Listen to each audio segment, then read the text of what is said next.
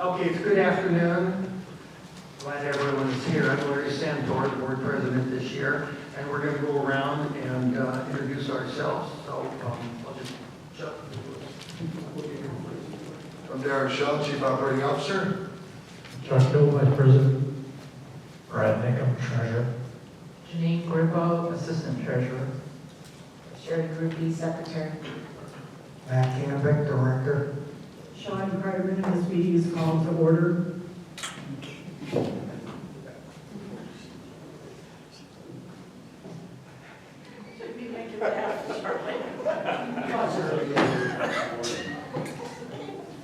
Charlie Sawless, Recording Secretary and number one person. All right, now I'm going to call this meeting to order. This is a working board meeting, and it's new for us. And so the whole idea here, and we're going to do the roll call. We did the roll call, we did the Pledge of Allegiance next, and then we're going to approve some minutes and stuff. So we're just going to kind of wing it a little bit.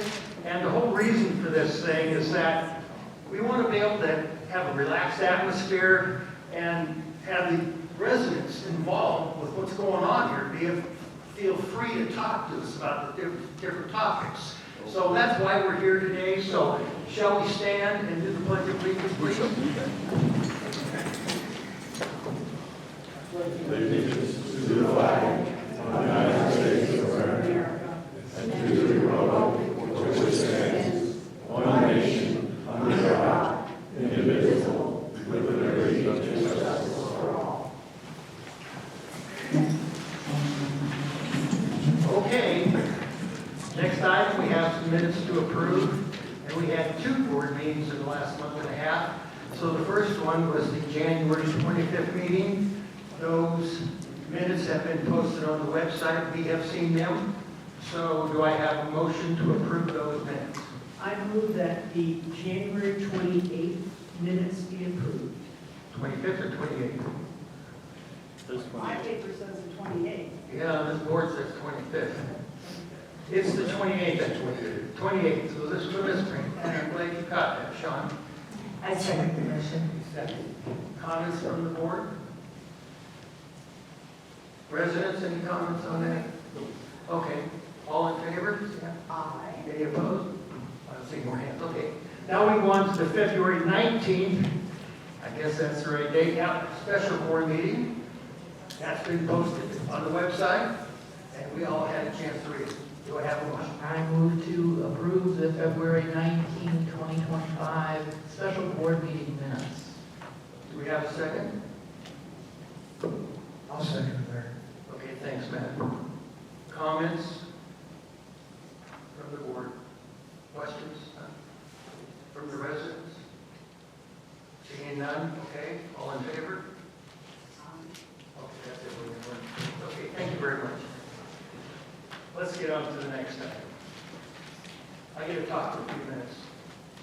At our meeting in January,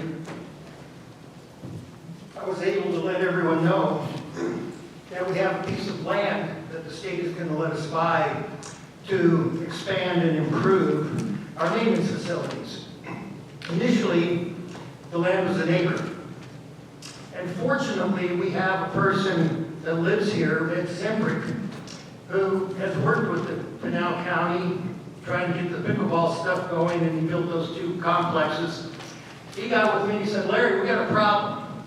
If you only get an acre, Pinal County has multiple restrictions on what you can do with that acre.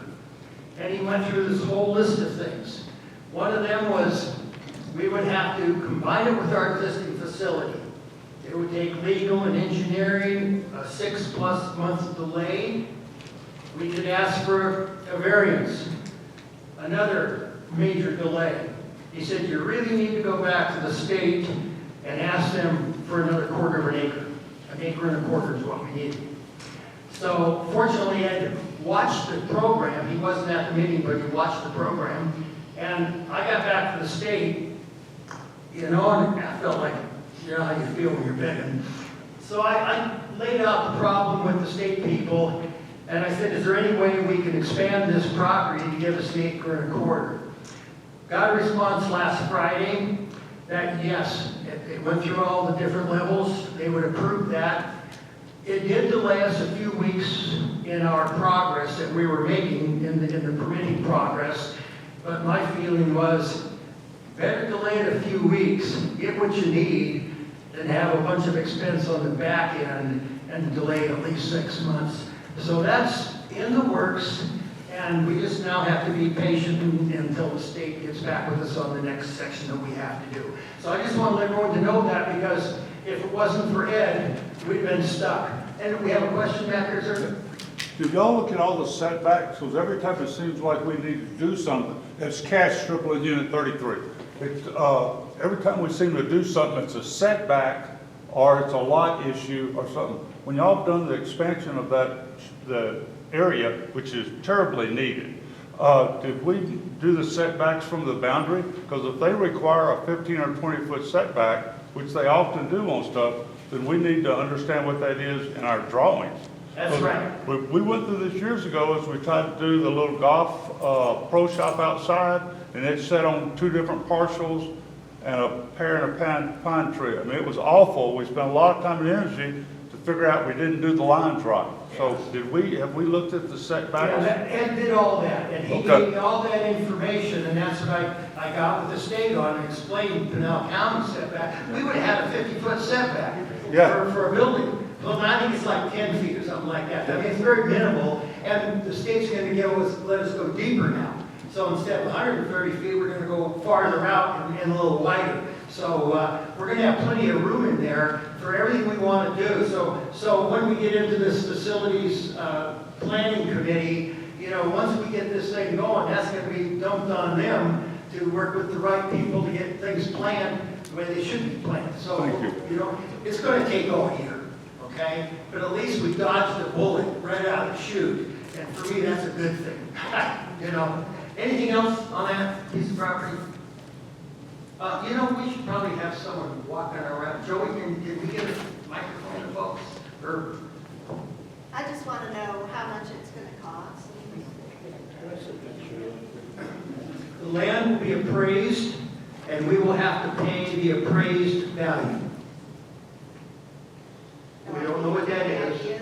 It'll be fair market value, so it'll be done by an independent appraiser, not a state appraiser, an independent appraiser.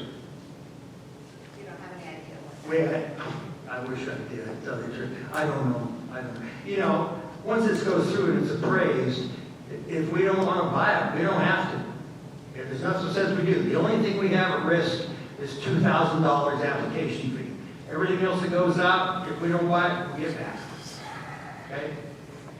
Anything else? Okay, let's get on to the next thing.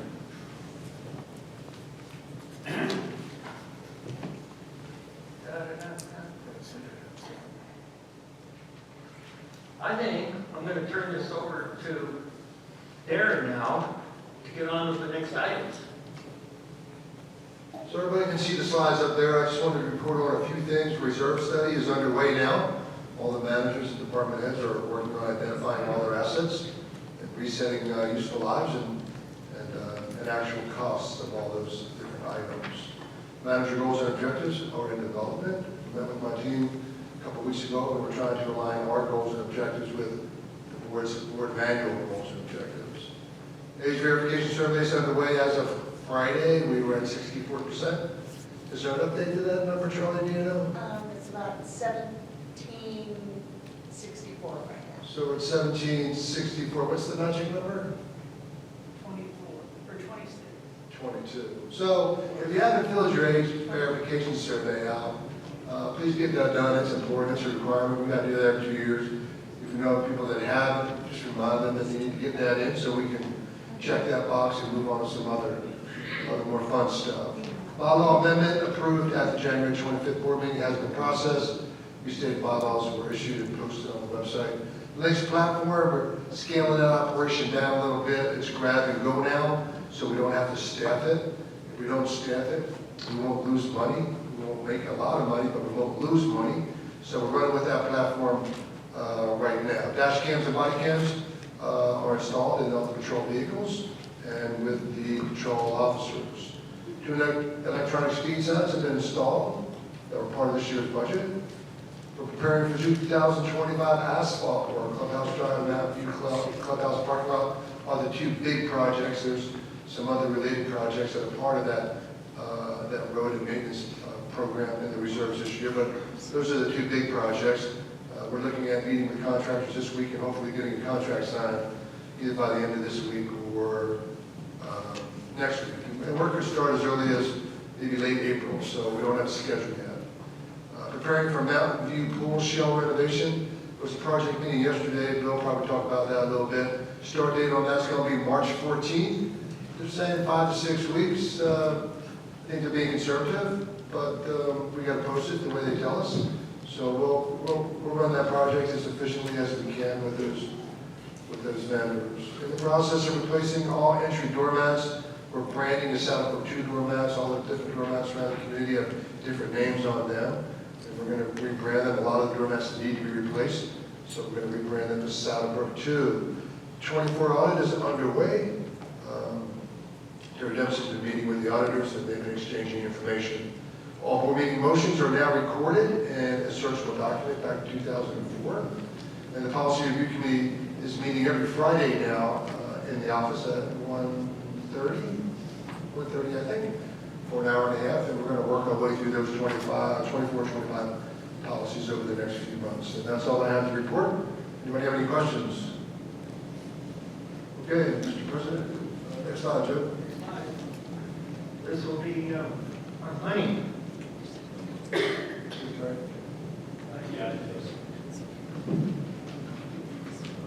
All right, good afternoon. So we're going to go over the January financials. So next slide, please. So January cash, January 31. Operating cash was $5.6 million. $2 million is in investments, and the rest is in checking and savings. It's an increase of 31.4% from December. Our reserve cash is $8.6 million, with $4 million of that in investments. And I was asked to include this as we go forward, but it's about $2.4 million. It's in the golf component fund that we had set up with Fidelity. That's included in that $4 million, and I'll show you. The rest is in checking savings, about 23% increase from December. Our CIF cash is $1.6 million. That's a decrease of about 2% from December. It's something we bought. And so our combined cash is about $15.8 million. It's an increase of 22.9% from December.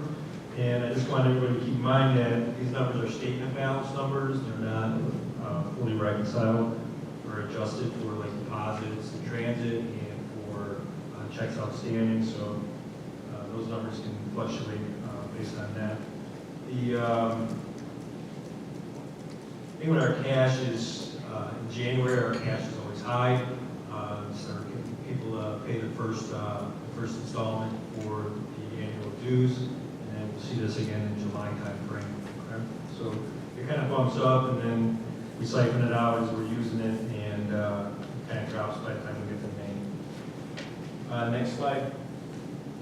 Just real quick, kind of early in the year right now, but 2025 reserves by complex. Mountain View spent $11,000. Property site CAM, we call it, $67,000. We all spent about $10,000. So our total reserve expenditures have been about $89,000 with some other projects. It's about $202,000 in spending. Okay, next slide. Summary income statement. Revenue is up 6.7% from January of 2024 at $734,000. Amenity had net income of $22,529, which is better than 2024 by 114%. So amenities are doing well. Operating expenses increased 8.5% from 2024, and our total net income was $255,000, which is 243% better than 2024. So doing well against 2024 numbers right now. Next slide.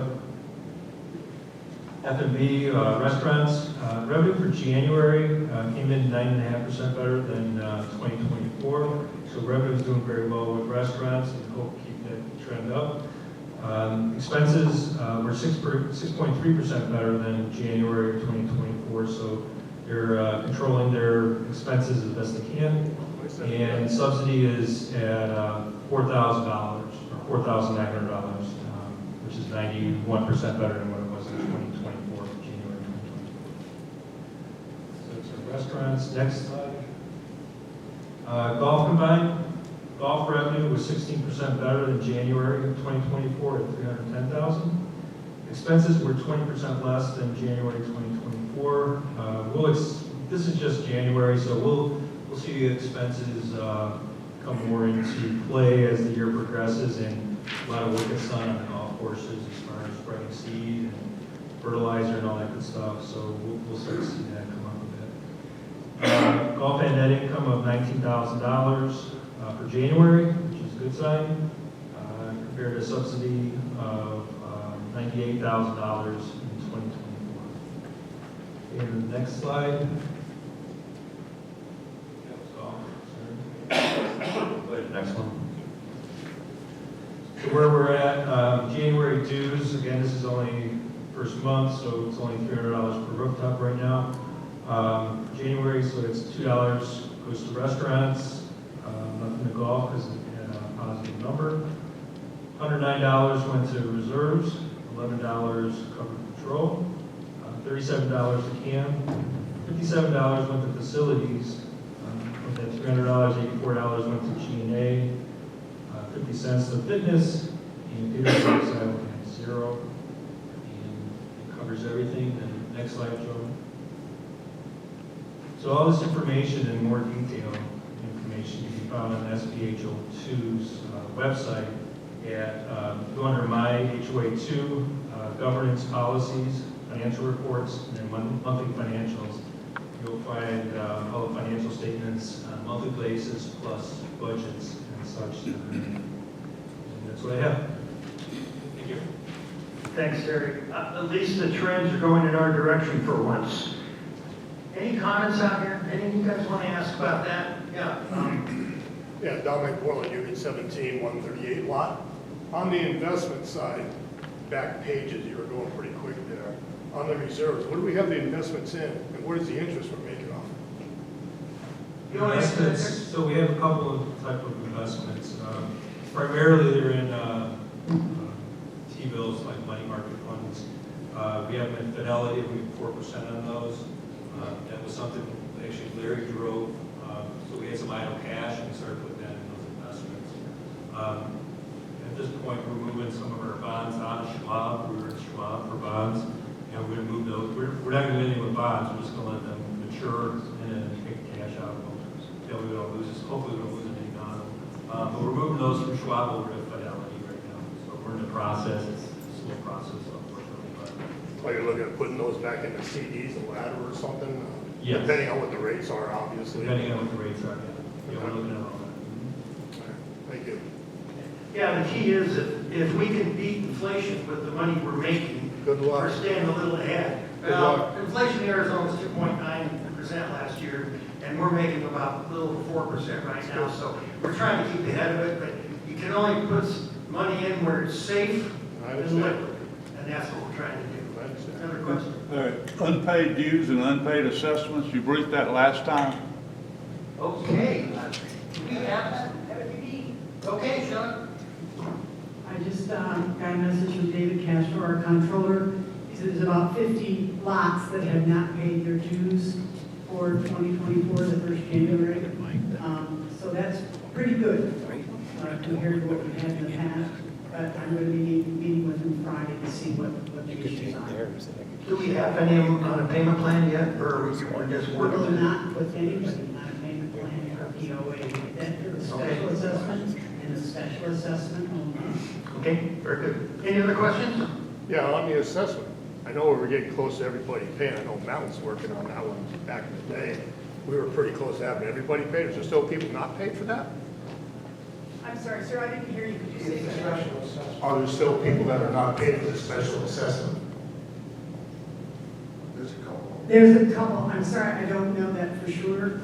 We had, I think about 26 homes on, Yeah, I think it was 25 or 26. 25 or 26 homes on payment plan, Okay. and that was supposed to have been paid in 6 months. So that's one, those were all working as far as we knew. I mean, there was a Okay. couple people that went on vacation. We have some or whatever. collection issues. But we still have a little bit, but I think the majority of the assessments. Well, I know I paid. Did you pay your dues too? I paid my dues too, yeah. Thank you. Thank you very much.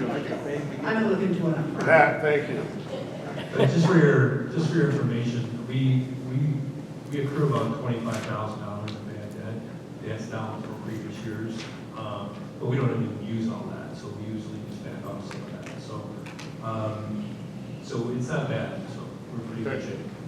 Thank you. Anybody else?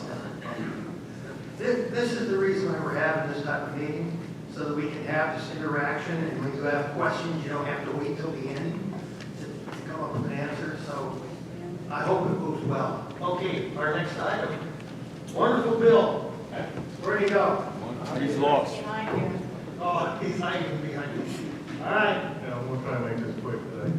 Bill McGann, Director of Operations, all-around good guy. How's everybody doing today? Okay, so we've got a couple of projects that we took care of over the last 6 weeks from the beginning of the year. We have installed wine coolers at the preserve, decals installed on our operations vehicles, and I'll speak about these a little bit later. Automatic door openers are installed, project team in place, as Darren had mentioned, for the Mountain View Bar and Grill refurbishment project. We will be resurfacing the Mountain View pool, as Darren said, March 14th. And a new maintenance program for the work orders are fully up and running. So let me get started with the next slide. So the facilities project that we did at the preserve was install a couple of new wine coolers. There were some complaints that the wine wasn't the temperature, and we felt that these were the best places to install these coolers. Were right behind the bar. So I hope you guys pull the cork and enjoy the time to wind down. Facilities actually had a little upgrade, or at least our fleet did. We installed some decals with going along with Darren's branding option. A lot of times my vehicles would be out there and nobody would know who's going wrong, but now I cannot escape the fact that my crew is not working most of the time. So, no, I'm kidding. They're always working, always doing something. I hope when you see our trucks out there, you really appreciate the fact that they're taking care of business. The next item up for bid, auction door, automatic door openers. If you noticed here at the Mountain View Bar and Grill, as you go down the hallway, we've got automatic door openers there. We've also got them in the restaurant side. And then up at the preserve, we put them in the 2 hallway bathrooms near the restaurant. They seem to be functioning just fine. As far as last I heard, I haven't heard any complaints. All I've been hearing about is thank you for putting them in. So we're glad to help the residents here in the community.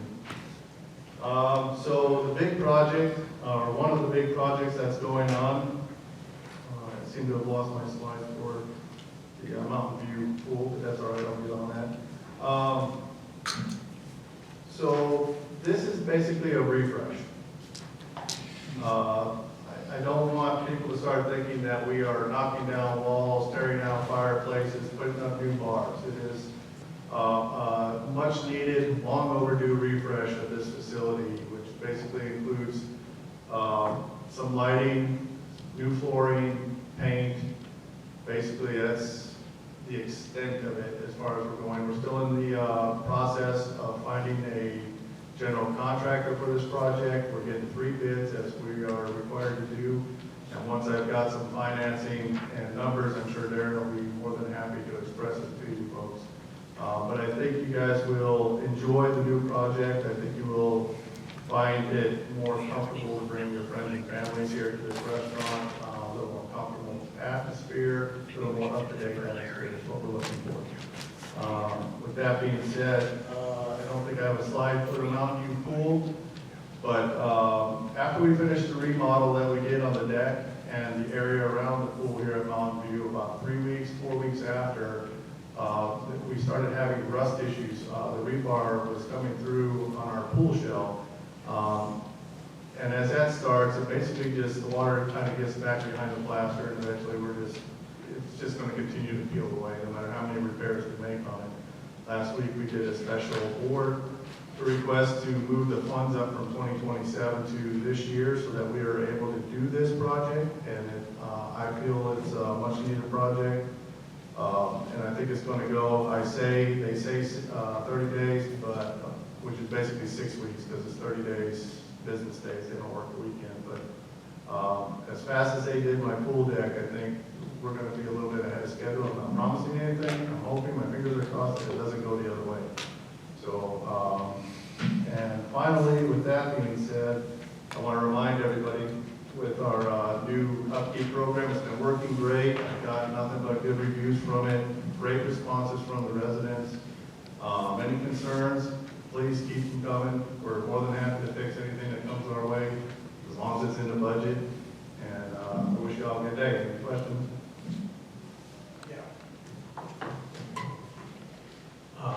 Bill, thanks. Regarding the Mountain View Restaurant, what's your anticipated timeline and amount of interruption in people being able to use the restaurant? So we plan, I've spoken to a couple of, well, we are going through 180 Design. They're going to manage the whole, basically the project of who's doing it. But I've spoken with them and let them know that I'm the POC on areas that we're going to do. For instance, we'll be looking at what it would take to do the ballroom. So we might shut down the ballroom first, and we'd probably take care of the hallway, maybe the back part of the restaurant. So it is planned to do this in segments. The time frame could be anywhere, from the start I would like to start at right around June. And I really don't want to go past October. So it will be a fast, like I said, it's not a major overhaul like people are thinking. I mean, for the most part, the biggest project will be ripping out the carpets and the flooring that we have around here. I'm hoping at the latest we'll be done before November, before the big crowd starts coming back, November, December, stuff like that. So we're trying to do it with as little inconvenience. I'll probably take care of the restaurant first, because it'll be during the summer months, and I think we'll have less residents here and less activity. So the plan is to get the restaurant area done first. And, but I mean, at the end of the day, I've got to speak to the contractor, speak to 180 Design, talk it over with my team, and try to do it the best, most convenient, without us losing any revenue from the restaurant. And a follow-on question, I guess is Alan considering serving meals in here while you're doing the restaurant, or an alternative for people to, another place for them to have their... Darren, I think that'd be a question for you. So, you're a little bit ahead of the project. We've had some introductory conversations with food and beverage to plant the seeds, so they're starting to think about how they can work their operations around this project, because the project will be disruptive. We don't have a plan yet, but we will have a plan in place before we start this project, probably in the next few weeks. Have all the choices already been made, or are you looking for any member input or sharing that with members prior, or all that, everything has decided already? Well, I think that Bill and his team are relying on the advice of the architects and the designers to pick selections. And I think that's probably the safest route for us, to rely on the experts. And I think that there'll be an opportunity at probably the next working session for us to bring this project in front of the board. And the board will see what we're planning. And if there's anything outrageous, I think that can be discussed, but I wouldn't think that would be the case. I think it's going to be tastefully done, conservatively done, and we're not looking to do anything wild. We're just looking to get these finishes and flooring replaced, and so when we go about it. So we'll keep you guys posted. Yes, ma'am. Linda, in Unit 47, Lot 9. Is there any, sorry, Is there, in the Unit 47, Lot 9, is there any plan to increase the dance floor in the ballroom in all the dance clubs? And that's something that we're in debate about, because a lot of times when you close these divider walls, the back room seems a little odd as an entertainment room. So we're looking at options. We would like to talk to the dance club, get them involved, get a little bit of input directly to me. Same with, I talked to Alan and Liz a lot about this project. So, I'm more than welcome to entertain any kind of input. If we go much bigger, then we start running into issues with where we put all the tables.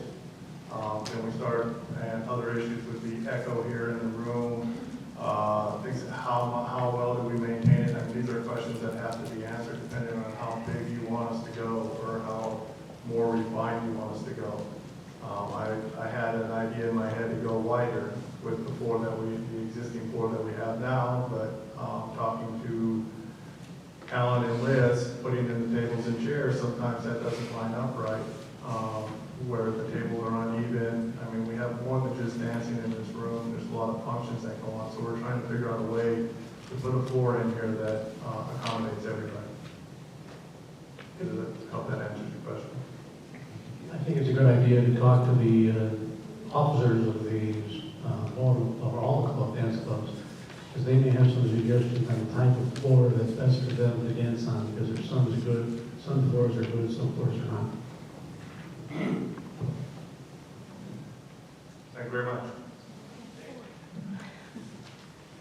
Always good to see you, all-around good guy. Yes. Darren's going to talk about our club licenses right now, what we plan on doing with them, so I'll turn it over to him. So this should be a pretty quick slide. I was reminded that there's actually 7 club licenses. I didn't pick them all off the list. And the association maintains these club license agreements with these organizations that outline certain things and requirements and who does what and when.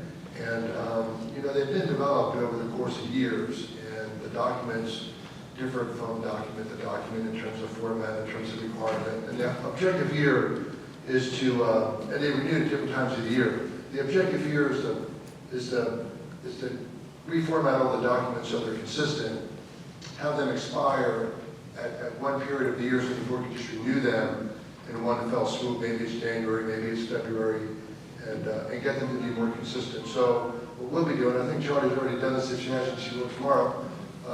She sent these license agreements out to the club contacts that we have, and I'm asking them if they have any changes they would like to see. When we get those back, we'll look at those. I'll put my suggestions in there as well, and then we'll present them at the March board meeting. So that's the plan with club licenses. Any questions about that? Sir. Gene Noble, could you make sure that there's more clarity into who's got responsibility for improvements in these licenses? I've read probably 4 out of the 6, and it was relatively unclear for capital improvements who really was responsible. We have a lot of clubs with a lot of surpluses that want to do a lot of things, but it would be good. That aspect is very clear in the agreements. Thank you.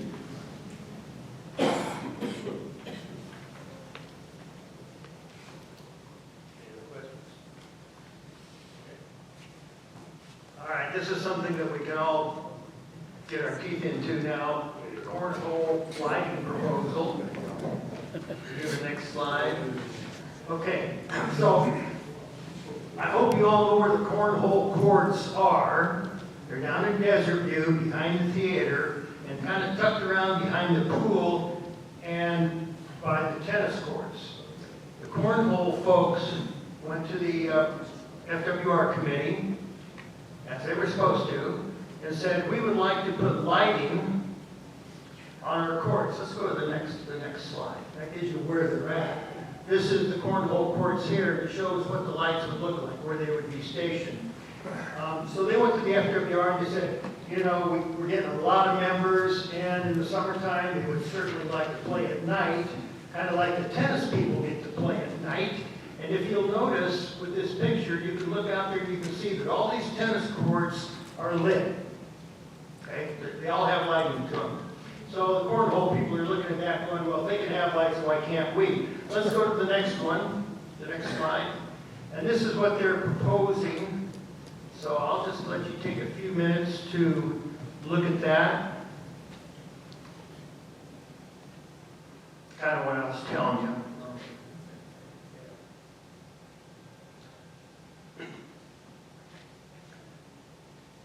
Okay, let's go to the next slide.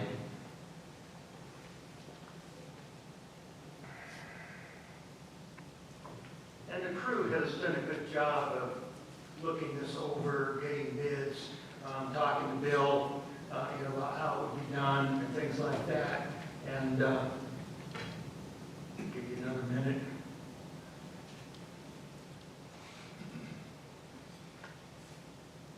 So they've thought about, things like where does the light go? Mainly directed downward so it doesn't affect the housing too much. Next slide. So these are some questions that were asked. Now the tennis courts have to be shut off by 9. What they're asking for is having a 9:15 time so that at 9 they can clean the place up. So this is one of those items for discussion on when they could have them on and when they can't. The association would pay for the electricity, but these are LED lights, so they would be probably very inexpensive to run. The next slide. The cost is $4,500, and the club, as you were requesting, will pay for this. They're not asking the association for any money to put these in. So, Karen went out with a few of our staff, talked to the neighbors that would be impacted by this, and these are their responses. I'll let you read them. The one thing is that with the tennis courts, the housing around the tennis courts are actually elevation-wise lower than the housing around the cornhole courts. So the tennis courts have a greater impact on those homes than the homes around and close to the cornhole courts. And I will tell you this. When I was head of the Pickleball Association, we were looking at all kinds of stuff because of the noise problems, and we wanted to expand. And there were a lot of court cases around the country relating to noise pollution in pickleball. And every court case came down to this. If you bought a home that was around a sports complex or a future sports complex, as long as the noise was within code, you didn't have a case. That's what the court decided all across the country. In this case, we know that it could possibly be some impact to a handful of homes. However, those homes were built around an area that was designated for a sports complex. So legally, they have no claim. However, we still have to take into account there might be some impact on some of our homeowners.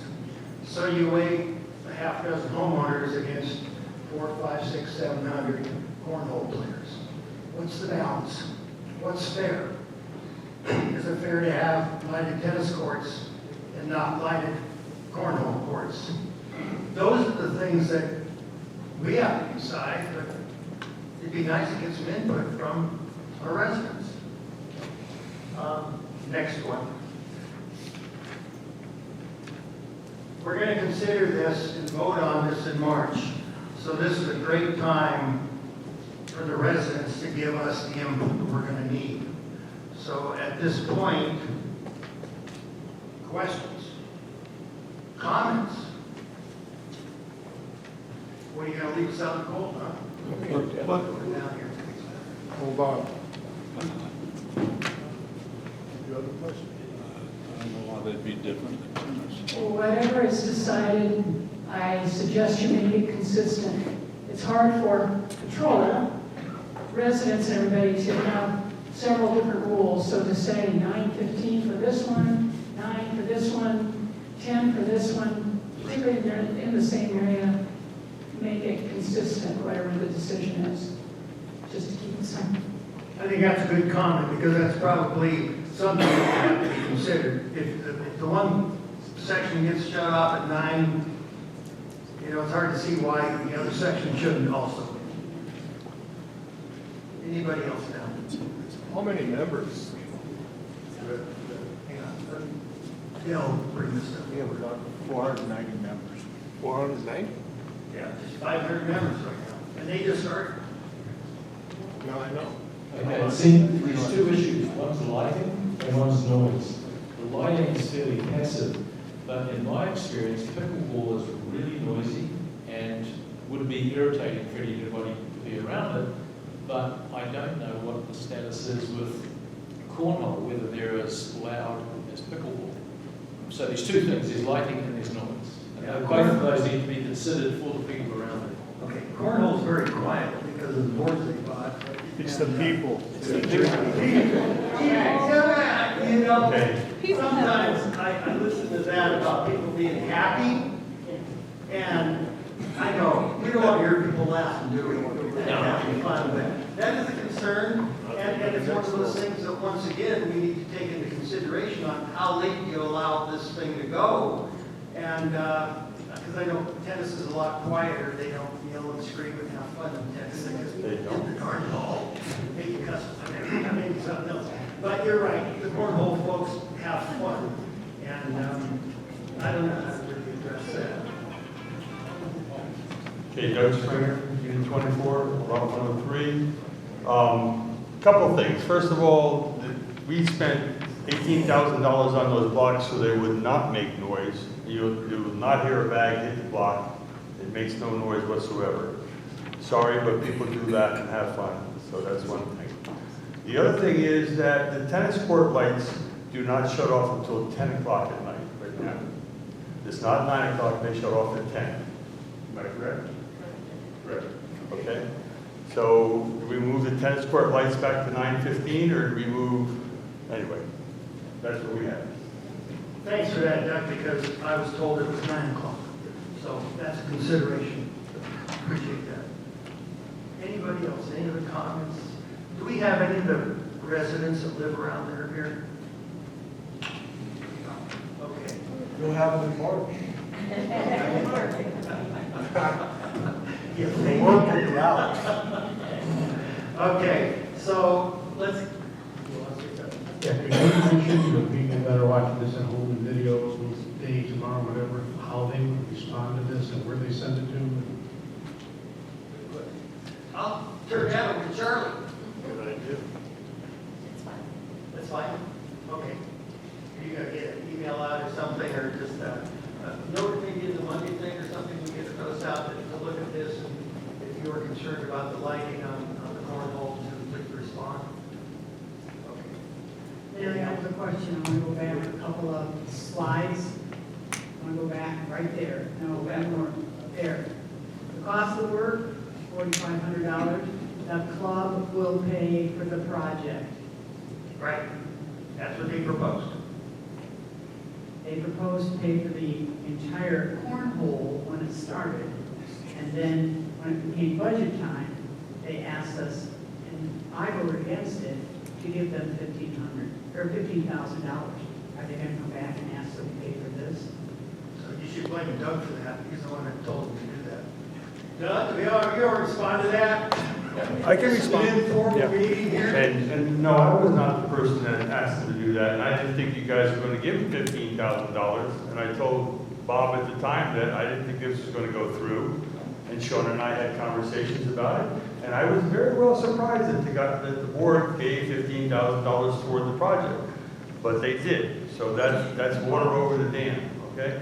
As far as this project is concerned, we're just going to go out and fundraise for it. It's very simple. We will pay 100% of it, and we will not come back to the board asking them for any more. Now that we got our feet underneath us, we have a whopping $4,000 in the bank, and something like, that's just the way it goes. So we'll go ahead and make it work. Okay, so you have a $25 a year fee to join the cornhole. So anything you can have them join for $25, it's a deal. And basically, when we went by the premise, and I think I shared this with you before, that we would take the swim team approach, where the swim team is $20 a year. So we want to keep our dues low so people can go out and enjoy it. And when we needed to raise, Sean, $30,000 or $28,000 for blocks, to put new blocks in, which we did last year, we just went out to the members, and the members coughed up the money. And that's our philosophy. It's not going to be that we're going to charge you $150 a year to be a member or whatever. Okay?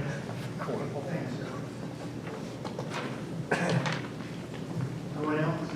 I thought this would go longer than that. It's going to happen in March. We'll have to make that decision. I hope we get some feedback so that the board can get a real feel for how the community thinks about this. So all you 500 cornhole members, send us an email and say, yeah, you need to do this. Okay. I have a question, Larry. Do we have a rule, it would be an issue for tennis, but this is a fairly passive sport. What if people show up and have like a radio or they're playing music? Do we have a rule at night that would prohibit that, or is that another consideration? I think we have, some clubs have rules, but I think we have some rules about sound and things. They have places like the pool and things. People having a good time is one thing, another is people having, loud music. That's something we could have the license agreement state, that there would be no loud music or things like that. To put in, that's a good thing to put in the license. Yeah, especially at night, you don't want to disturb folks at night. Just one of the things to think about, at the Fitness Wellness Committee meeting, they brought up that they were doing combined, you could nail around just a member, combined area of the cornhole with the pool area for gatherings, groups, parties, units, whatever, something like that. And that might be a concern if we do those in the evening, just with the neighbors, because it's more people gathering, some people cheering, for their side or whatever. It's just one more thing to think about on that. Well, there is a gathering area down there that Lifestyles and the FWR is working on, and the Rules Committee is working on, where groups can rent these spaces and such, and so there'll be restriction placed in there, so that's all part of the stuff that's being worked on. All right, CAM level 5. Let me say a couple of things first before I turn it over to Darren. The common area is probably the biggest hot button here in Saddlebrook. And we know that over the progress of the last year and a half, that mistakes were made, a lot of things were done properly, and we're learning from what has happened in the past. We've heard your complaints, we've heard the praises, we've looked at lots of research. Sherry has gotten research that my mind is like an encyclopedia now, with research on buffalo grass and mulching it and what happens with the seeds and how long you have to keep spraying it to finally get rid of the stuff, and what we're doing with the various areas. We know there's a problem, okay? We know we have to find solutions. So what we're doing right now is Darren is going to go through what our existing policy is, and then we'll talk a little bit about what's next. Thank you, Larry. So,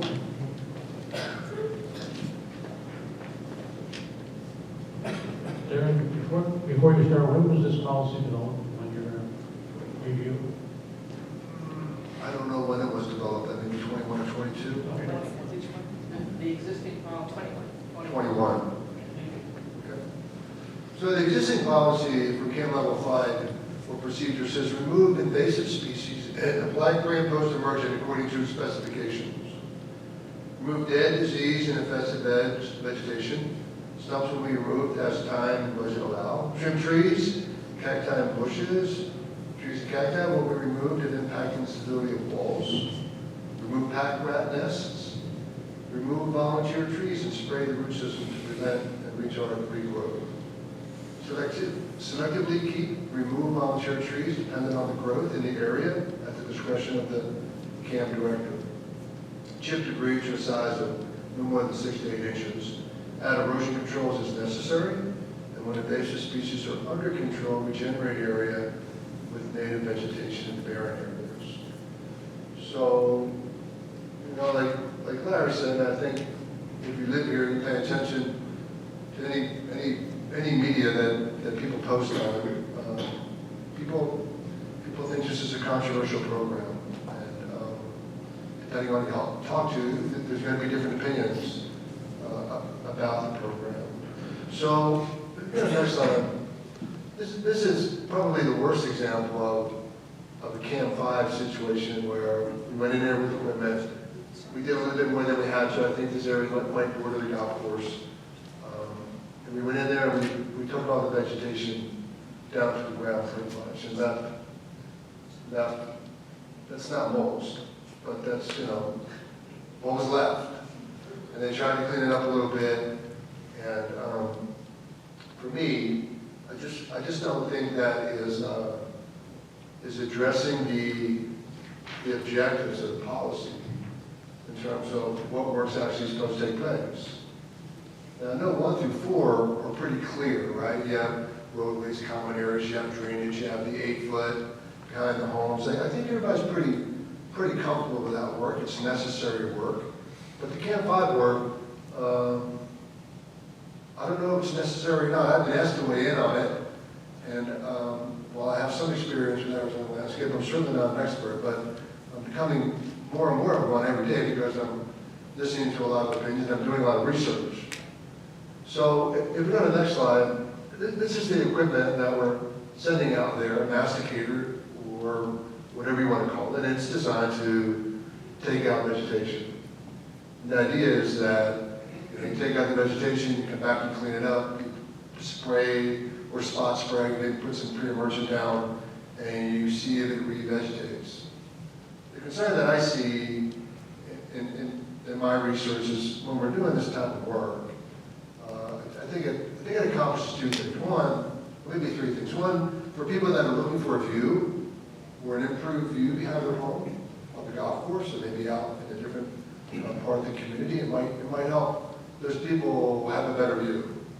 I think that it cleans out the area, but I think it also contributes to the spread of more invasives, depending on timing and depending on the process that they're using, right? So, the Audubon Society weighed in, from what I understand. I read their piece, and they claim that the situation is such that we're going to be spreading invasives, and they're going to become more and more productive in this environment that we're creating for them.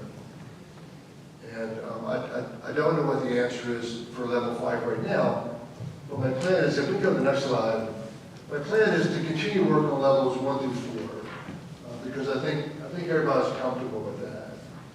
And then continue researching and evaluating less invasive approaches. That's the other options that we can do that might help us address the objectives of the policy.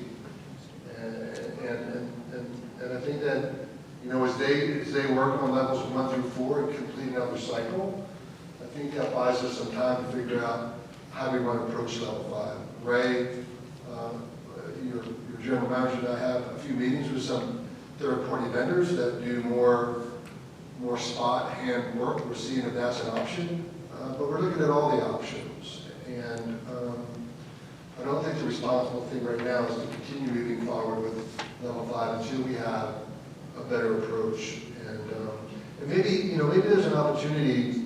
Go to the next slide. Go back one. Maybe there's an opportunity to survey the community. Surveys should be selective, and members think sometimes because surveys taken and a certain result is achieved, that's going to be the deciding factor. It's not always going to be the case, but I think if the board's going to move forward with level 5, there should be some indication from the community what the community thinks is the responsible approach. And, you know, the board's elected to make those decisions with all the input that they get. And I think if the board decides that they want to go out with a survey, I think that it should be fair and impartial survey. It should be represented on both sides and give people a picture of the pros and a picture of the cons. I think if the committee wants to move forward, I met with the committee chairperson a month ago, and I told her that the existing policy was just too much detail. It was impossible to achieve with pages and pages of instructions about how to do just about everything. I just don't know if it was realistic. My suggestion to her was to go back and pare it down to a 2-page document that's pretty simple, that lays out the objectives, but gives us the opportunity to decide how we achieve them. And whether or not the board wants to approve something like that, that's going to be the board's decision. But my advice to the board is, at this point, let's focus on 1 through 4. Let's get that dialed in. Let's be great at 1 through 4. In the meantime, we'll continue to look at options for level 5. I have a couple comments. The CAM committee came up with a proposed new policy that was more than just policy. And a policy can be something as simple, excuse me, as telling the COO that he has the responsibility to see that the common area is properly maintained. I mean, that's as simple as you can get with a policy. What we have now, what you saw on the slide, is the policy that was developed in 2021. Still pretty comprehensive, a lot of directive stuff in there. It takes management out of management. The policies that were developed by the committee went on page after page after page.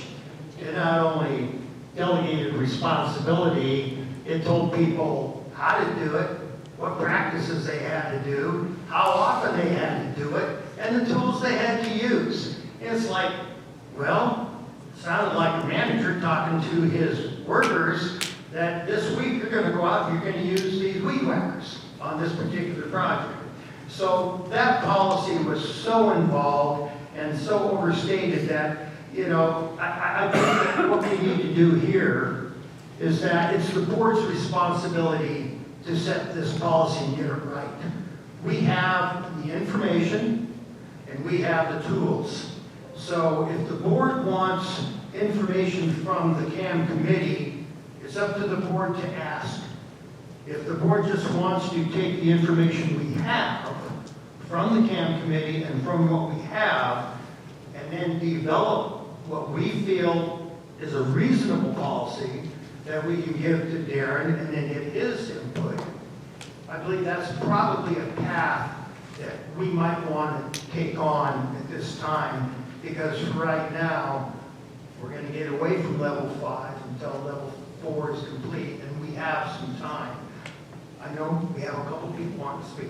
I just want to say that this past Friday, we had our first meeting of the policy executive committee, right, John? We're going to look at all the policies. So the question is, are we asking the CAM committee to give us another version and then we're going to take that, or are we just going to use our process for that? So I don't want to have them scratch. We don't want to double up. Yeah, we have a process that works right now, and it's probably a good thing to have that play out and then see where it goes. I mean, we don't want to double up the work and then overlap each other all the time. Brett? Just a few real quick comments. I do think it's fair to recognize that the level 5 area had accumulated a lot of growth over a long period of time, and it had become an issue. The second point I would make is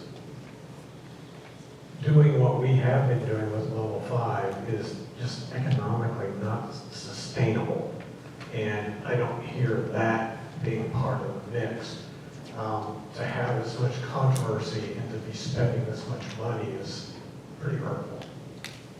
Yeah, and what I've learned from all the stuff I've read is that this mulcher tends to take the seeds and throw them all over the place. It doesn't remove them.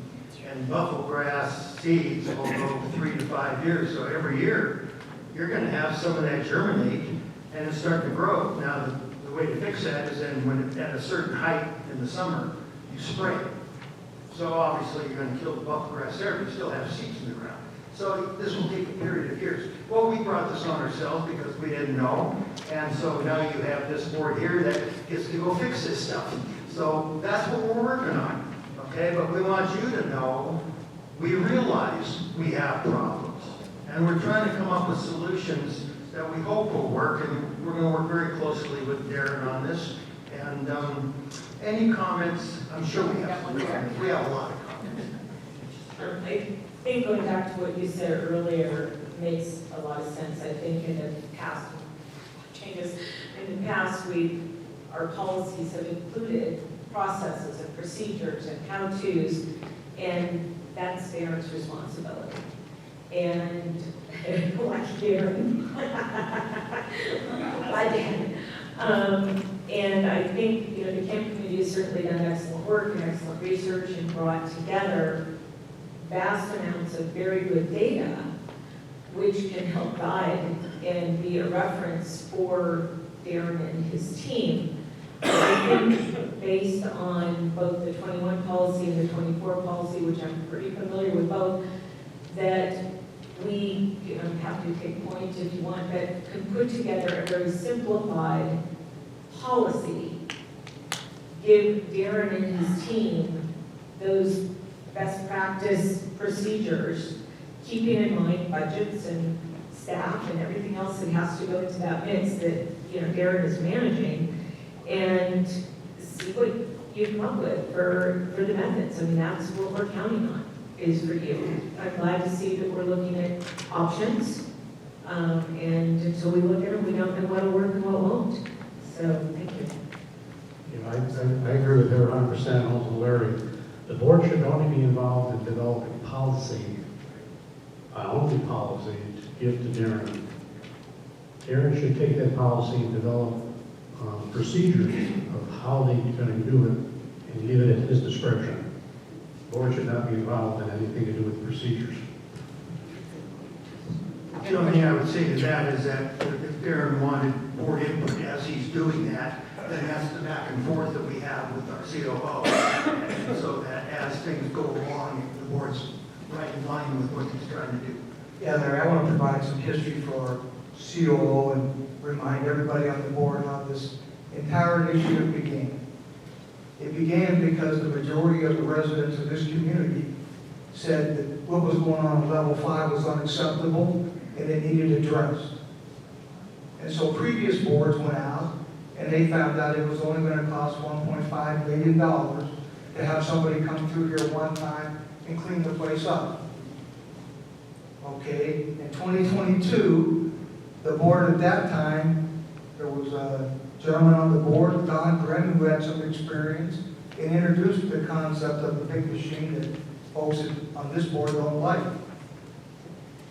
Back in 2022, driving down every road in this community, what stood between you and anything else was a wall of 20 to 25 years of overgrowth. We used to work volunteer trees. Volunteer trees were 50 feet high. They weren't intended to be where they are. All you have to do is drive down Clubhouse and look at the area that was cleaned out and look at the adjacent area that wasn't. That's exactly what this whole entire community was facing. And so at that time, the only cost-effective measure that we could come up with to begin to address this and eat this thing was the machine. Now, we have very short memories around here. And we have an expectation management problem. People think that just because we embarked on it at the beginning of the journey, we had all the answers right, and we had all the processes right, and we didn't have the Darren Shaw around here at that time. Matter of fact, the reason why things were as difficult as they were up until 2022 is the general manager we had rebuffed every effort from the community to deal with the common area level 5s. And so that all turned around in 22 and 23. I was sitting on the board, Chuck was sitting on the board, Sean, and we approved investing in some people and that machine can go to work. Now, we were supposed to try to figure out what that meant. Somewhere in all this, we lost our way in the fact that this was going to be a journey and a learning process. And I think what I hear here is some of the thought is that, okay, we've learned and we don't like what we've learned so far. My only caution is don't throw the baby out with the bathwater. These areas that have been opened up, in my opinion, make our community look like a community where people care. And the areas that haven't been addressed are the opposite. We have the microphone. I'm Neil Sherk. I live in Unit 17. I happen to live above where the controversy happened last year. I wasn't here physically for that. And, you know, the thing that begins to bother me is when organizations like Progressive Insurance are no longer renewing insurance policies. You better wake up to that, to the fact that we could have a fire. I didn't hear this discussed at all. And I'm an advocate of CAM 5. And I think we should get on with the process. I've seen the results of the villas down by the theater here. And I think it really does look nice. And I commend the action that's been taken so far. But I think the board got scared out last year by this incident that happened down below me. There's probably some legal implications that you're not sharing with all the community. And I'm concerned about that. And the fire does really bother me. And the overgrowth bothers me and all the restrictions that we have, that we can't manage that. So I think the board needs to step that up a level. You live by Clubhouse? I live in Unit 17, above where the controversy happened last year. And we have Firewise working with us now, come up with ideas of how to tackle what's remaining of level 5, and some of that will be brought out shortly. We're getting more information. I just don't see the board's concern. Well, we have a concern. In fact, I just don't see the board's concern. We have the fire department coming out and putting them on a program next month to discuss all of this. March 24th, okay? So put that down your calendars. That will be down at the Desert View Theater. Okay. Next person. I'd like to address actually that topic if I could. Not only have we arranged to have the fire department come and educate the community on fire and in the community. Today there was a meeting with Firewise. We're producing, to get information, their wildland experience, to determine the best way to manage those lands. So we're getting input from experts. There is a lot of talk about the insurance. The insurance has nothing to do with what's behind your walls. Progressive insurance, the insurance that Progressive is dropping has nothing to do with what's behind your walls. We are located, Saddlebrook, they use national maps. Saddlebrook is located in an area that goes from Mount Lemon down. And this was all explained today by the forest company. And so they use it, we're in a wildland fire area all the way from Mount Lemon. So they're judging us like they would the forest up in Mount Lemon. So it has nothing to do, if you go to local insurance agents, there's not a problem getting insurance. It's the big ones that go and broker out. So it really has nothing to do with what's behind. Now, saying that, the level 5 needed work. I mean, absolutely. Nobody, I think, has ever disagreed with that. And it needed work, it needed thinning. Firewise visited some sites today to give some input on what needed to be done in their estimation to prevent wildfires. And it was frankly quite a bit less than what our policy is. But given that, we also take into account views, work needs to be done. We have to find the right method. because the long-term devastation and the long-term costs financially of the current method are an issue, and we're going to be paying them for it a long time. So we need to find that happy medium. We need to take care of level 5, it needs cleanup, but we need to do it in a manner that's going to be sustainable over time within a budget we can afford. Okay, we have questions over here. Yeah. Go on to the next one, please. I'll be there.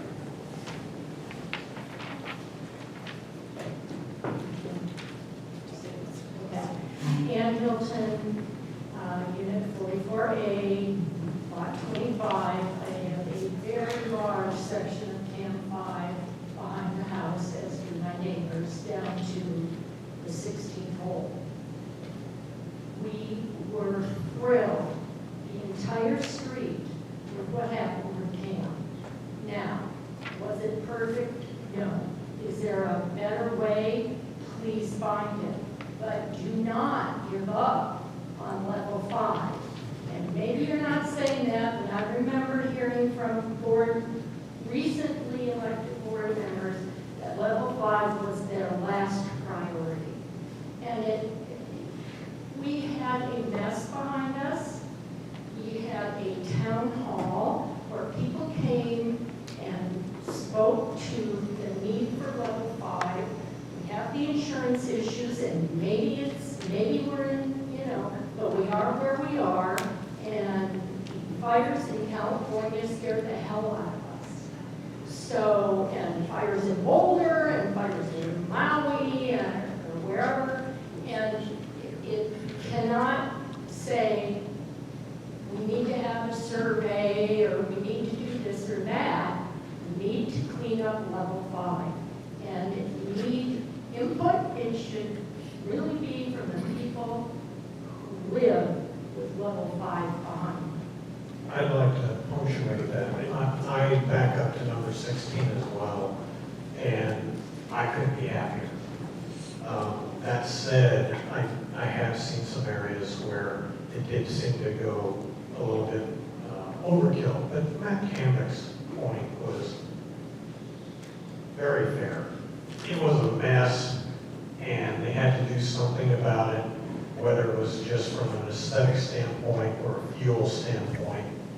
I don't think we should just forget about what remains of level 5, and I'm not sure what percentage of level 5 we've cleared like today. And I don't think anybody here is arguing that we should just let it grow back. I think the internal debate that Aaron is struggling with and hopefully sorting out is what's the best way forward so that it doesn't look like a barren desert, which we all have developed in. But at the same time, managing the aesthetics and the fuel aspect of it. I'm a little less concerned about what the situation is right now with a certain insurance company's underwriting, because that can change tomorrow. And like you, what I saw on television a few weeks ago, that scared the hell out of me as well. I just wanted to reemphasize about the wildland fire issues, because I have a background in fire. And the buffalo grass and that is much more of a fire danger than the scrub is. It's a flashy, continuous fuel.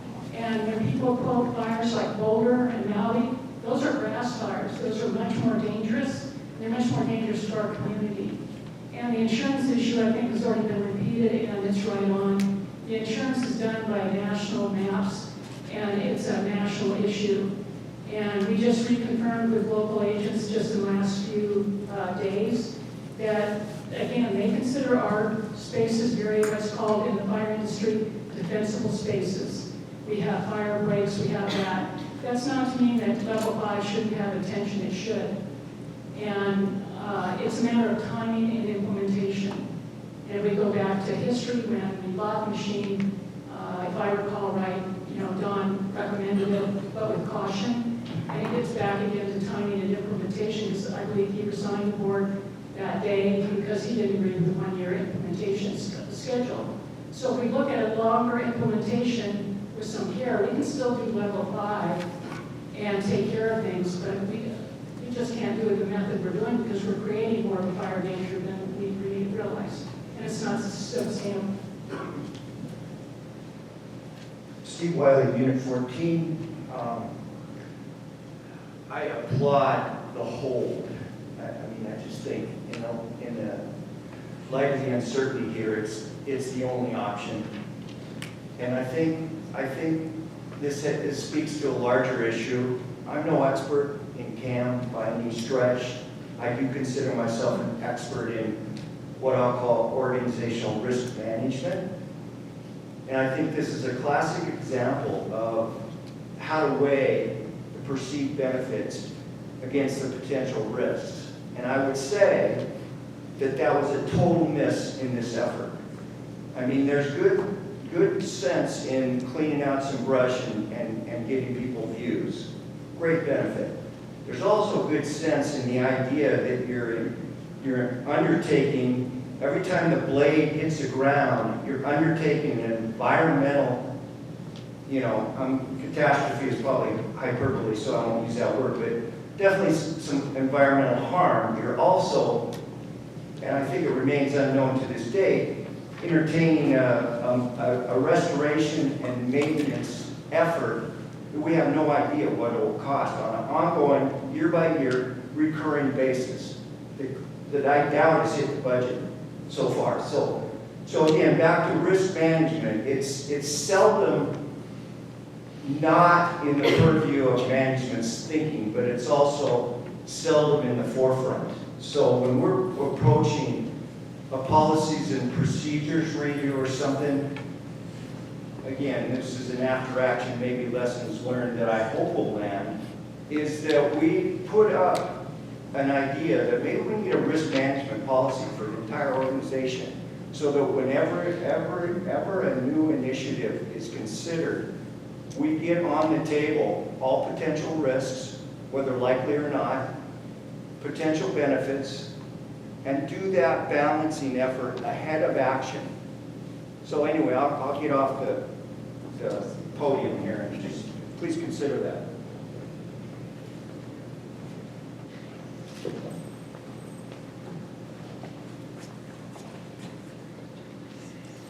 Hi, Roger Beard, I'm just curious about the mowing machine. Where does it stand? Where does it fit into the plan? Where does it not? Well, that's what I call the mowing machine, because that's what it is. It's a lawnmower. I'm wondering how it fits into your plans. Are you planning to continue to use it? I don't think it's a good idea for level 4 either.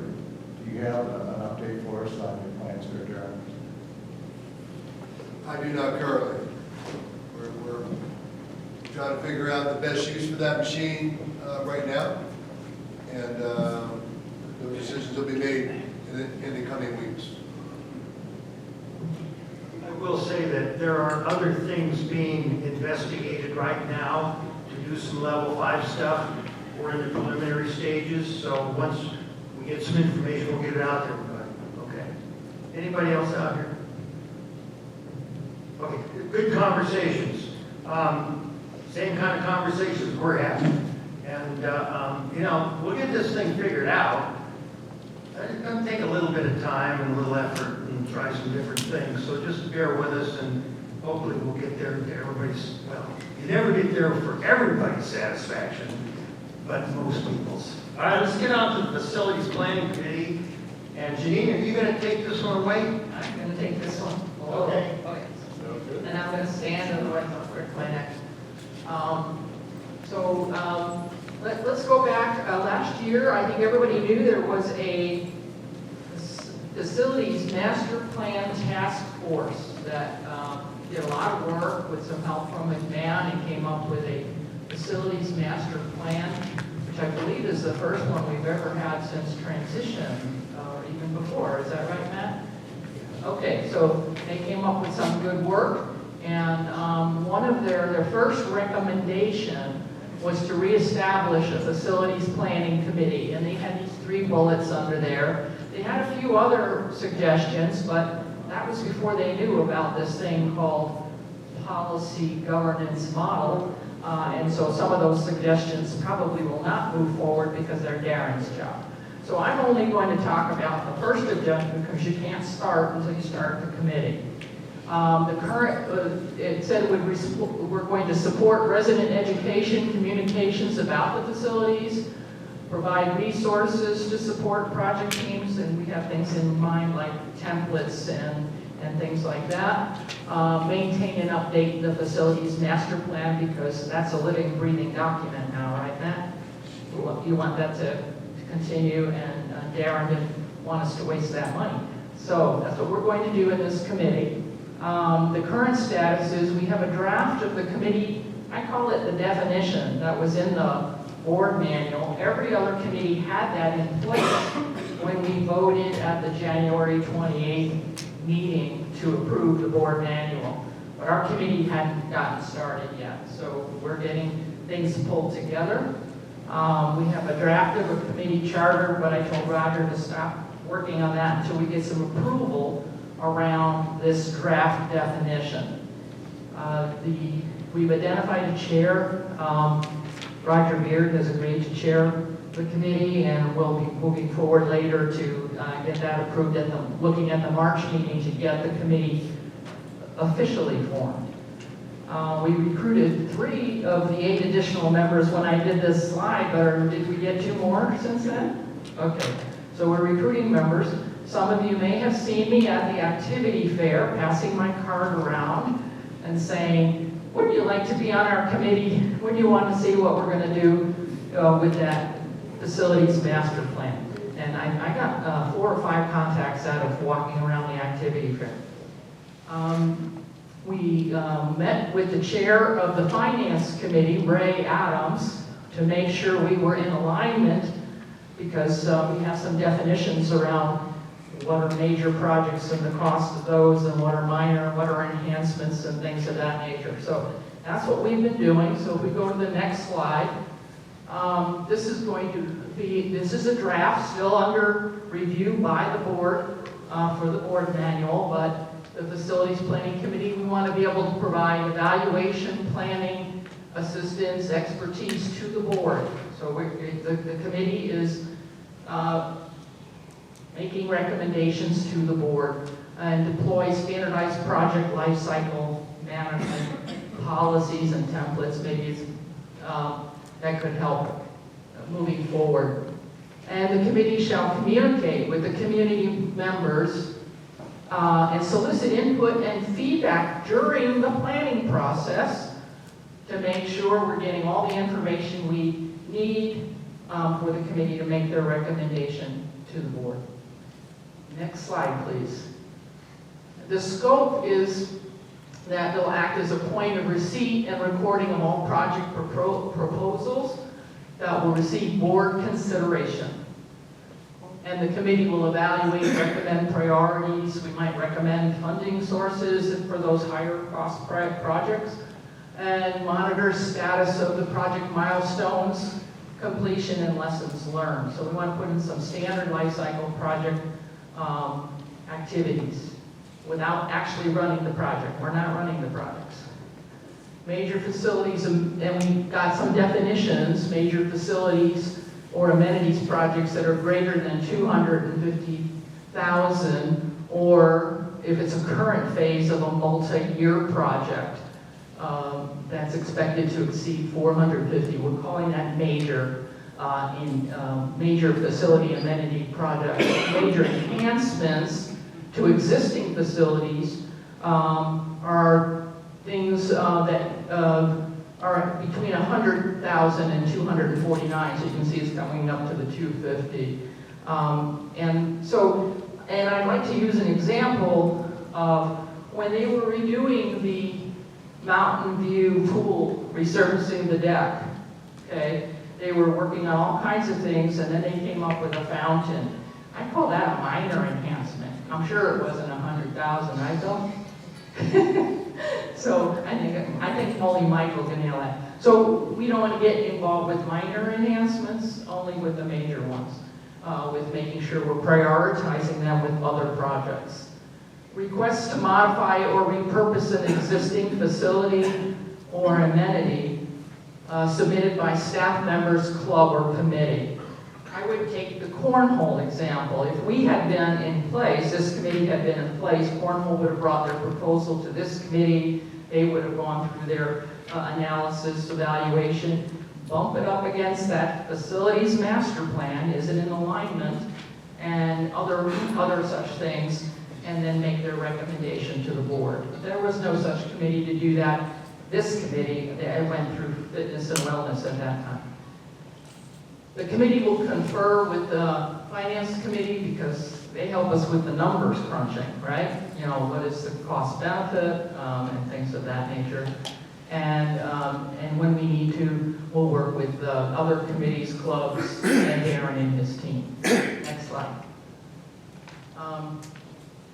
These are just definitions that we're trying to make sure everybody's on the same page especially when we're working with finance or other committees, so that there's no gray area. There's no gray area about what we call a major. Every corporation I worked at set these kinds of thresholds. So I worked at Amoco, I worked at Baxter Healthcare, I worked at that crazy place that made the plates your grandmother had. I think it's called the Bradford Exchange. You know, the Elvis Presley plates. So their thresholds were set differently. I worked with a few people here to see what our threshold should be, and this is the draft we're proposing, and some more definition about what these projects are. And these are the projects that are evaluated prior to the board approval. Next slide. There's project types that are not in scope. We do not want to get in the way of Darren and his team doing his work. And so these are definitions of preventative maintenance, so we're not going to get involved with those. Of course, that's all been approved and under the annual budget. Or restorative maintenance, replacing things that are damaged, or those minor enhancements that we talk about. Anything, no more than 100K. Okay, so that looks good. Next slide. The committee goals for 2025 is, because we're starting late, every other committee started in January, we're going to be coming to the board for approval in March, and we'll probably have our first meeting in April. We're going to review the facilities master plan, recommend modifications to the board. That's something I think they should do annually.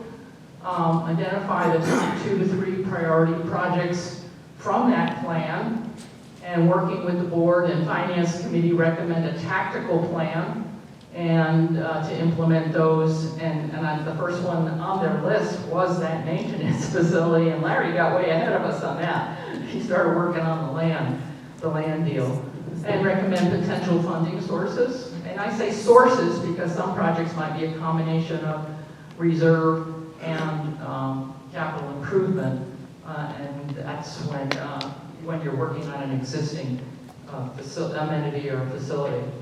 And solicit that participation and get suggestions and feedback, so before we submit our recommendation to the board, we know we've reached out to the community and gotten feedback. Next slide. So what are our next steps? We want to finalize that committee definition document, and I was going to have a handout for the board here, but I've been slipping it to them via email because I don't want to waste a lot of paper. I just got yours out today, Sean, and I'm waiting to hear from Brad. I don't know if you got the one I sent. We're going to finalize the committee charter and the 2025 goals, continue to recruit committee members, and seek board approval for the chair and members at the March meeting. Any questions about this committee? Can I introduce you to Roger, who's agreed to take this on? Here's Roger.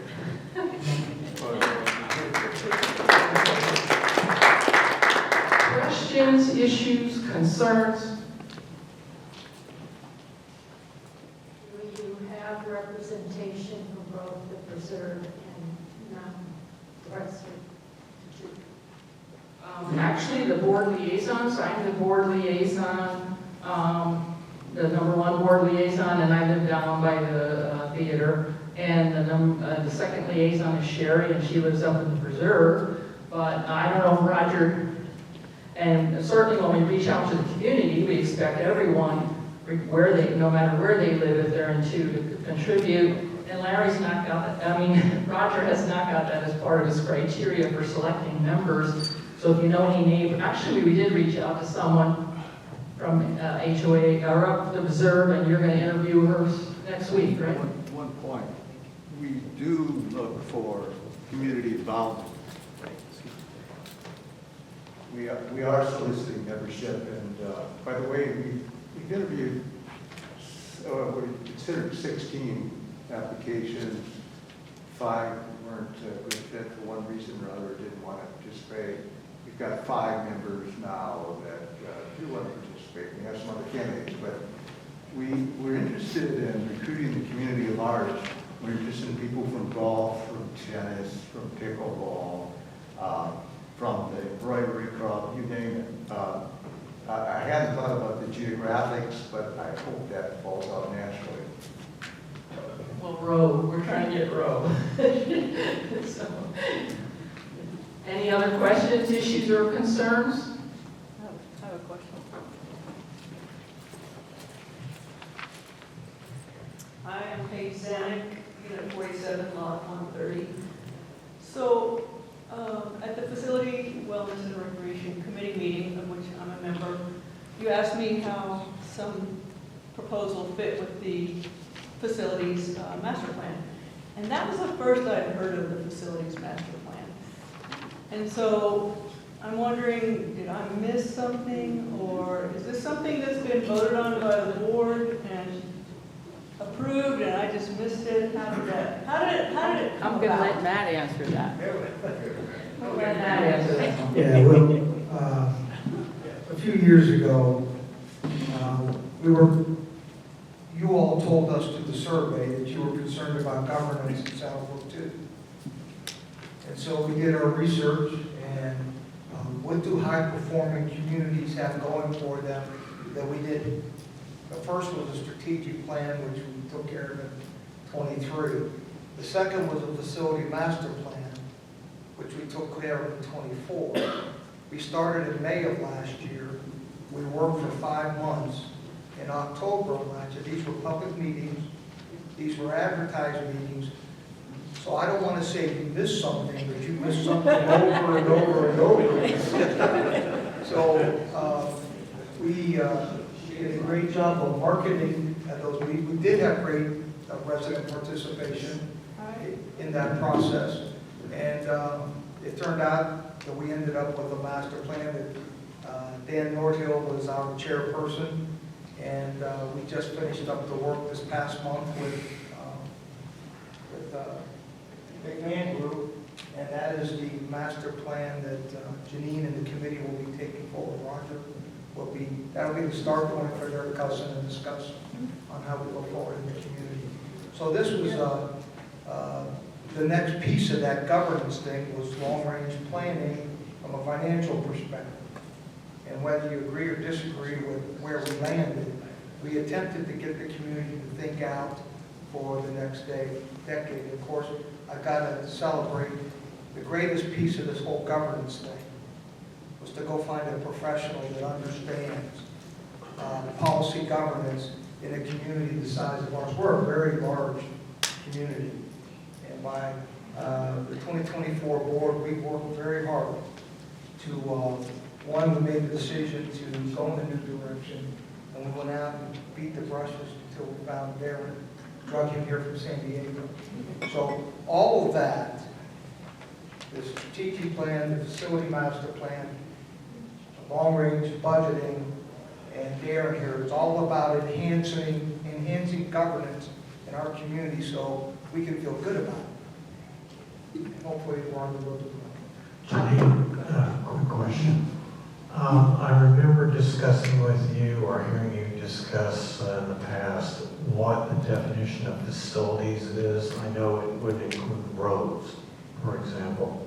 What is included in facilities or what is excluded from facilities? We're saying it's the buildings, inside and outside structures, and amenities, including, pickleball, golf, etc. So when you look at your plans for the golf committee for the preserve course, we would like to look at them and say, okay, which funding source are we going to use for which pieces? Because we've always talked about there's some must-haves, some nice-to-haves, and something in the middle. Understood. And we'd like to say that this committee will be the stewards of the facilities master plan. Any other questions, issues, concerns? So I'm going to get some feedback from a few other board members and see if we can move forward with this list of things that we needed to do before March meeting. Thanks, Janine. Good job. Let's get on. We do have to do a couple of votes here, appointing members to some of the committees. Right, the first one, the ALC appointment, we can do the next one. So as you can see, they can handle up to 15 members. They only have 9. This is a big job committee, and so they need the members. And so back in January, they unanimously voted to have Ron Kay join the committee. Do we have a discussion about Ron? Does anyone have any questions about Ron? Would you like me to make the motion? Would you like me to make the motion? If you would, please. I move that we accept Ron Kay to join the ALC committee. He's been attending meetings for probably the last 5 months. He's trained. He will be a wonderful addition to the architectural landscape committee. Good for that information. Thank you so much. I second the motion. Any comments? Any comments from the residents? I see none. All in favor? Any opposed? Having none, okay. So Ron, you're on the ELC committee now. We'll be delighted. There, just know that the ALC is in the process of training 2 more people. So we'll probably do this again in March and again in April. And we still then will, if we just lost somebody, so we'll probably then just have 12 people. But we're happy with the number that we have, right, Mr. Bruce? Yep. So ALC's chugging along. We're better than we were a year ago. Okay. Thank you. I think that's good idea, because they need to put some spaces up in that thing. Okay, the next one, we have policy committee appointments. Policy committee appointment.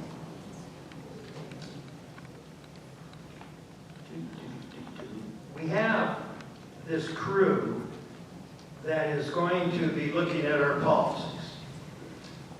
What we failed to do was have someone from finance involved in that, because a lot of our policies relate to financing. So we've asked Ray Adams to join them, but we need to appoint him to that committee. I make the motion that we appoint Ray Adams to the policy review committee. I second. Sean seconds. Questions from the board, from the residents? Ray's a great guy. He does a lot of good work for us, and he's a great chair for the finance committee. So all in favor? Okay, Ray's on. The next one. Oh, September board meeting date. Sean requested that we change that to September 23rd. Is there a specific reason, Sean? I will not be here on the 30th. And I think we've had our meetings the 4th Tuesday of the month, and I'd like it changed. Okay, we set it a little late because it's going to be working with budgets. And we're trying to take as much time as possible. The other thing is that I won't be here the 30th. So it doesn't matter to me, one way or the other. It's up to the board decision. If you want to change it to the 23rd, we can do that. You'll be here the 23rd? I'll be here the 20th. I won't be here the 23rd. I'll be out of town. Okay, I thought I heard you say you would be here the 30th. I'll be here the 30th. I won't be here the 23rd. I'm sorry. I got it wrong. So, discussion on that. Anyone want to discuss this? meeting is that one? Well, that's a regular, is that a regular meeting? Yeah. Yeah, I think it's very important that the president of the board is here for a meeting. Well, I'd like to let Chuck do Chuck, I think it's important that you be here, Larry, but I'm telling you right now, I will not be here on the 30th. No problem. We'll just keep it at 30 then. So we missed one item, the golf committee slate approval. I'm looking for it here. Did I miss it on the slides? Oh, no. How did I? Oh, it's not in the same chart. Right in front of you. It's on the screen. Okay. Let's see. Oh, here we go. Okay. It's way down below the stuff. So, we had some proposed changes to the golf committee. Lee resigned. And I think Sam resigned too, didn't he? Yeah, he had a conflict with the new dates. Okay, he had a conflict with the times that he could be there. So we're adding, Al Citron is the one that the golf committee wanted to chair. Al Citron is currently on the committee. We're recommending that Al Citron become the new chair. He's acting chair now. And then we're only adding one more member, and that's Jeff Cashmore. He's been attending for at least 6 months. He's kind of new blood. He's a younger member. And that would be the only changes for today. Okay. Do I have a motion? Do we need to do this separately or? Motion to approve this slate. Let's do a motion to approve the slate. New slate. I'll make a motion to approve the Golf Committee slate, proposed slate with Al Citron as chair and the addition of Jeff Cashmore as a new member of the committee. Do we have a second? I'll second. Jeanine seconds now. Questions from the board? Comments? How about from the audience? Where's Al Volte's name in the proposed slate?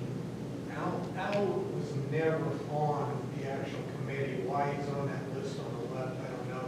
He represents the men's association, and he's just a permanent guest, if you will. So I can't speak. I didn't make sense. Okay. All right, so we have the first and second. All in favor? Aye. Changes? Any opposed? None? Okay, so that's done. So, we've gone through everything except member comments, but we didn't have a lot of member comments. And that's the whole idea here. So do we have any more?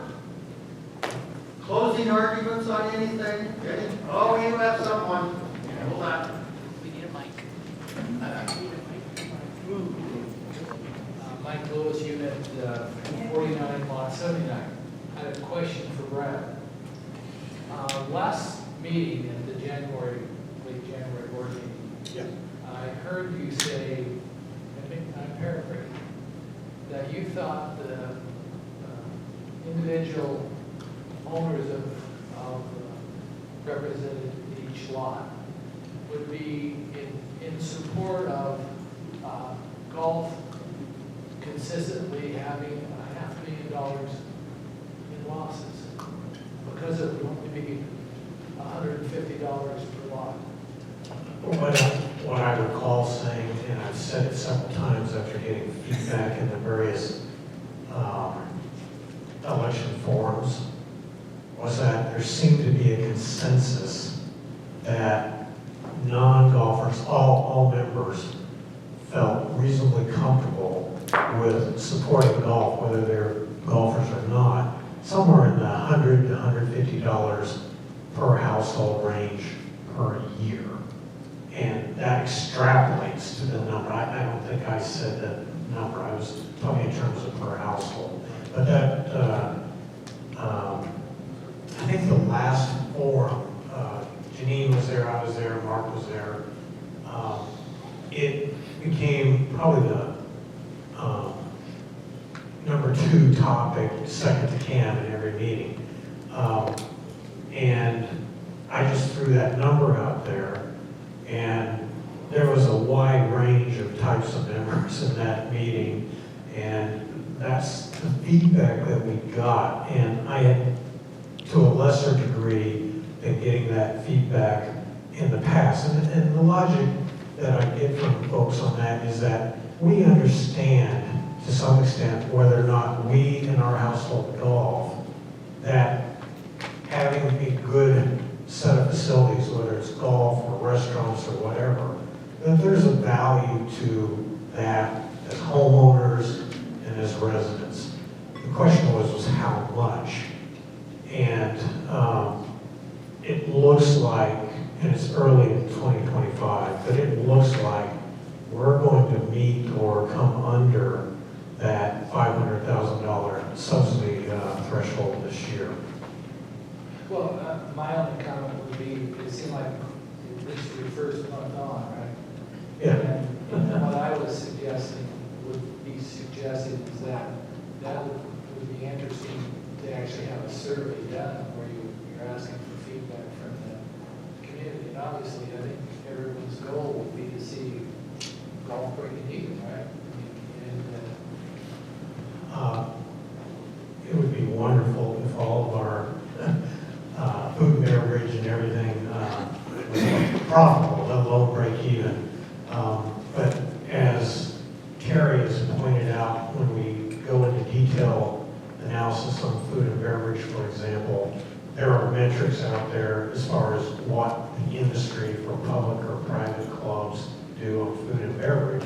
And we're kind of sort of in the middle of the bell curve on that at this point.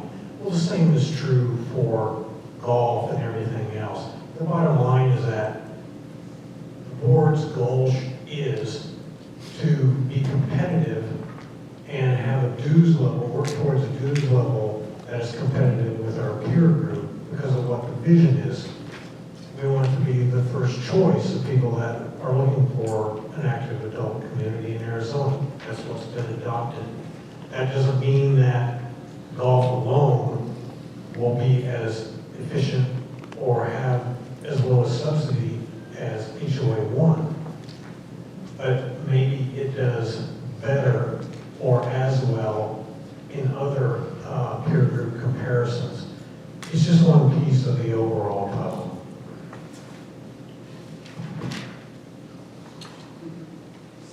Anything else? I really want to thank you for being here. This helps us, and I hope that in the future, when we have these, we can continue to have the dialogue between the board and the residents, because we're residents too, and we need to know how you feel about things. So thanks for coming out, and I'm going to adjourn this meeting. That's more. Thank you.